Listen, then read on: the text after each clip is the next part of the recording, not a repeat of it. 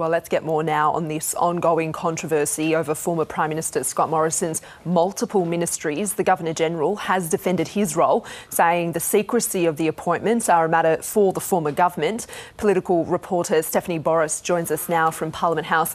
Steffi, the Prime Minister and the Governor-General have provided further explanations about what occurred.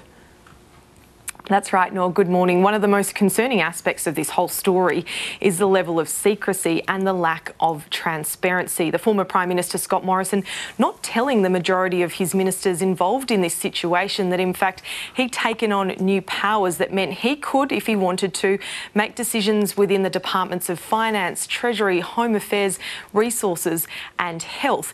It was the Governor-General David Hurley who signed off on these appointments, and he issued a statement late yesterday saying that that was in line with normal protocols. However, he did go on to address questions around the secrecy and the lack of transparency, saying that it's not up to him, it's not his role as Governor-General to notify the ministers, Parliament or public for that matter, and he had no reason to believe that the appointments wouldn't be disclosed.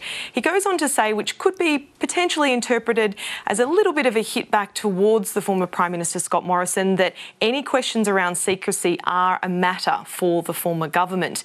We did hear from Scott Morrison yesterday. He defended the decision to keep these new appointments secret, saying that he was worried that by telling ministers this, the matter could be misconstrued and misunderstood and undermine the confidence of ministers in the performance of their duties in time. Read between the lines with that one. Basically, the former Prime Minister did not think that his ministers would accept the decision that he made. Mr Morrison also went on yesterday in the press conference to say he had no regrets around using those powers when it came to the resources portfolio. Mr Morrison put a ban on a gas exploration permit off the coast of New South Wales.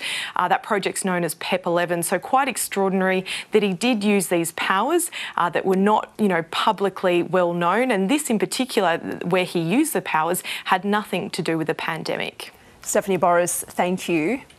Now, despite these revelations in Scott Morrison's electorate of Cook, most locals have thrown their support behind the embattled former leader. I think he made a mistake in not declaring it, but outside of that, it's not a problem. I can't see that it's an issue. I don't think it affected anything that's happened in Australia. We've been through major catastrophes, pandemics, and I think it was a safety thing that he was just as a backup. I don't think he needed to do anything more, and he didn't do anything. It's just, as a person, he doesn't do much for me. Basically, that's it. He's good bloke, and everything's going all right with him. I think they're victimising him, that's all it is. They've got nothing else to do. Constituents in Scott Morrison's Sydney seat of Cook